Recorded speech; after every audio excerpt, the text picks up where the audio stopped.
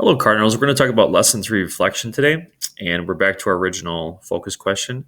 How do water and air move in the atmosphere? That's what we've been focused on for the past week and a half.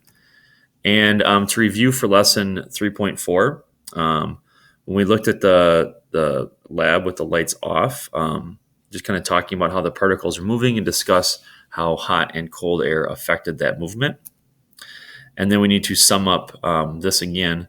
How does the surface temperature affect the air movement above it? So this whole lab yesterday was on how the air above it moved due to it being warm or it being cool. And this lays the foundation for weather and weather patterns. We're going to go back to this a lot throughout this unit.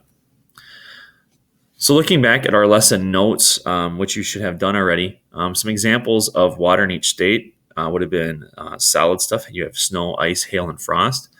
Liquid is rain condenses or in bodies of water. And then gas would be water vapor. So I'll just be a little vocab review for you.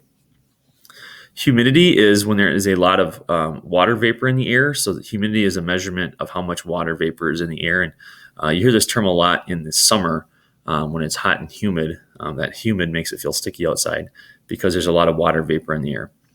How water evaporates using energy.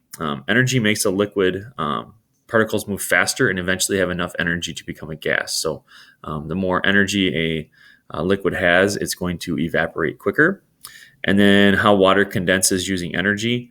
Water vapor hits cold ground and loses energy to become liquid. So it's a transfer of energy that causes water to evaporate or condensate. Deposition is gas changing straight into a solid. A good example of that would be frost on your car in the winter.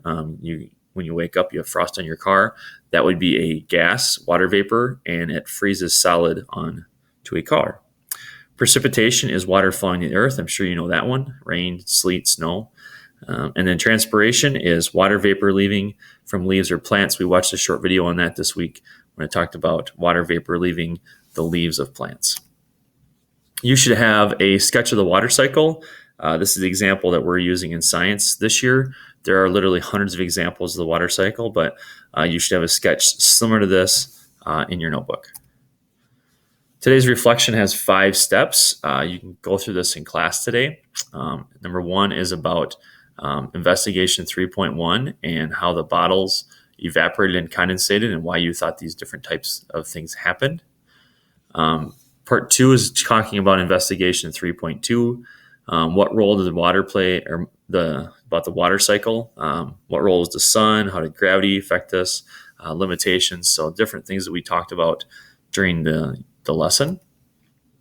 And then we're going to talk about the results of 3.3 and 3.4, thinking about how temperature affects the air above it, both the temperature of that air and how it moves. And there are a number of questions that go through the convection tubes and how investigation 3.3 and 3.4 showed the movement of water. You should read the Extending Your Knowledge, Air Masses, and then answer the questions about that. And then finally, on Google Classroom, you should have your KWL chart. You should go back and add everything you need to add, cross out what needs to be crossed out if it's wrong, add things, answer with what you wanted to learn.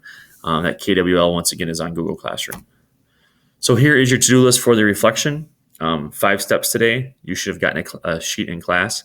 And if you have any questions, please let the teacher know. Thanks, Cardinals.